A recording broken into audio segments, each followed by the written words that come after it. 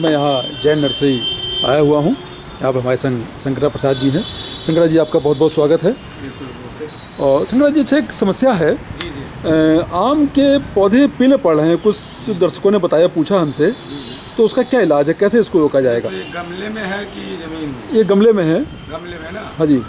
तो जैसे 14 इंची गमला है जी, ठीक है जी, उसमें आम लगा है जी, तो 14 इंची गमले में आपका जो है माने चले 25 ग्राम जी, पोटास, जी, 25 ग्राम जी, इससे ऊपर ना होना चाहिए। जी, जी, और 100 ग्राम नीम की खली जी, और 20 ग्राम जिंक, जी, तीनों मिला के मिश्रण करके जी, गमले में डाल दीजिए। जी।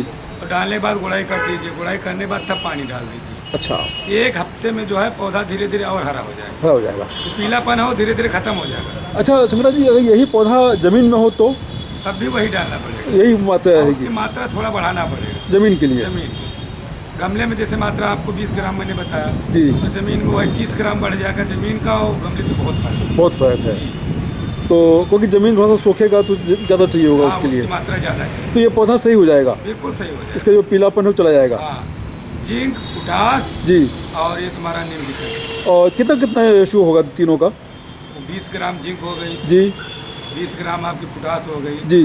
और नीम खली 100 ग्राम हो गई। अच्छा, तीनों मिला के जी, तो डाल दीजिए। तो ये सही हो जाएगा। हाँ, वो भी गमला का हाइट कम से कम 2 फीट होना चाहिए। 2 फीट से 2 से 3 फीट गमले की हाइट? हाँ, उतनी मात्रा का है।